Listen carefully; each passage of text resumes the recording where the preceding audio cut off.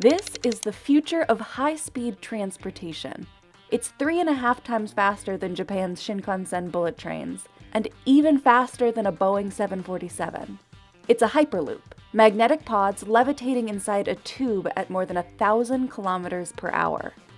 In theory, you could go from LA to San Francisco in just 45 minutes, with tickets less than $100 one way.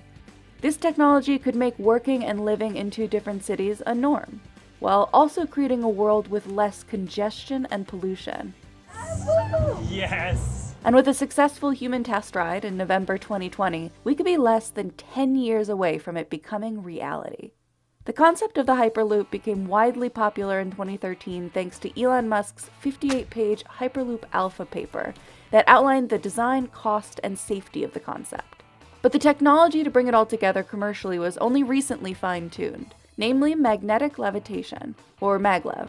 Maglev is basically what allows a Hyperloop to go incredibly fast, thanks to the lack of friction between the passenger-carrying pods and the tube-shaped track. The general concept is simple. Magnets lining the bottom of the pod repel the tube material, levitating the pod as it runs. As an engineer, I always get very excited about talking about magnetic levitation, electromagnetic repulsion. That's Josh, a mechanical engineer who previously worked at SpaceX. He's now the co-founder and CTO of Virgin Hyperloop. And this is Chuck. He's the lead engineer at a different Hyperloop company, Hyperloop Transportation Technologies.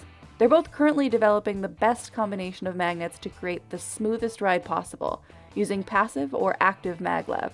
Passive maglev uses permanent magnets in a specific configuration to create a constant magnetic current that levitates the pod, similar to the magnets you might have played with as a kid.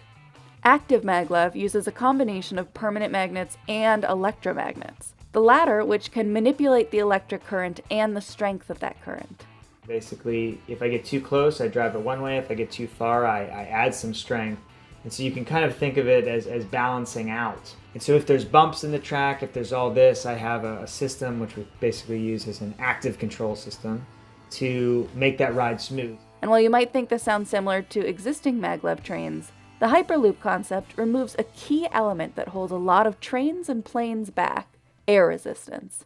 If you ever stick your hand out a window when you're driving in a car, imagine if there's really no air there. You really wouldn't feel that force pushing back your hand. And the same thing can be said for a Hyperloop. This is where vacuum pumps come in handy. Both companies are installing pumps along the tube.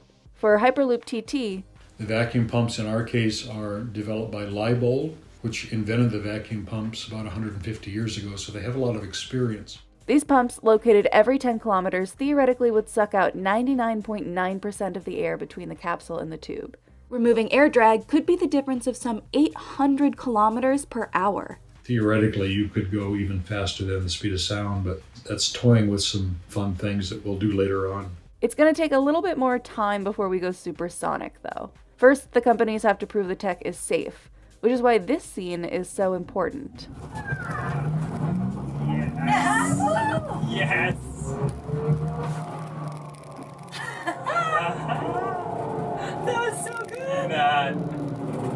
In November 2020, Josh and Sarah from Virgin Hyperloop became the first people to ever ride a Hyperloop. The two-seat prototype Hyperloop traveled 500 meters, reaching 172 kilometers per hour within 6.25 seconds. You felt a bit of force back in your seat. You really couldn't even notice the levitation. Like, you didn't notice it pick up. But what you did notice is there wasn't that kind of jerkiness. The camera didn't do it quite justice because the camera was bouncing around a bit more than we were. And it was, a little bit more of like a cushion or like a pillowy type of feeling. You could process everything that was going on around you. You're basically coasting and you're floating on an idea that was nothing more than something on a piece of paper not all that long ago. While the ride proved its safety, the company wants to work more on the experience. And the actual Hyperloop will be much bigger too, holding 28 or more passengers, with the ability to move 30,000 passengers an hour. But to get to this point, there will be more testing involved for both companies. Lots of things have to happen between now and then. The Hyperloop construction, the route is one thing. The integration with the stations is another, and that takes a partnership with the communities. And Hyperloop TT is currently in the works to build and test a full-size project in Abu Dhabi. Its first potential U.S. project will run from Chicago to Cleveland. Virgin Hyperloop will be building its new certification testing facility in West Virginia in 2022, including a 9,600-meter track to be used for testing and establishing regulatory and safety guidelines.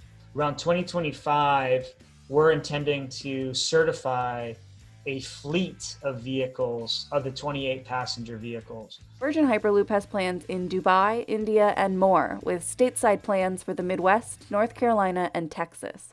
But both of these U.S. projects won't be complete until around 2030, which might sound like a long time, but airplanes took about 16 years to really get up and running, and the first high-speed rail in Japan took at least a decade of development. So some 15 years for a Hyperloop doesn't seem that far off. After all, how can we be a 22nd century country when we're built upon the technology of the 19th century, upon the 20th century? A single lane of Hyperloop can do in excess of 30,000 passengers an hour. What are you going to invest in? What's the thing that you should invest in that allows you to get the future demand, the future needs that you have? A shift is possible if we choose to embrace it.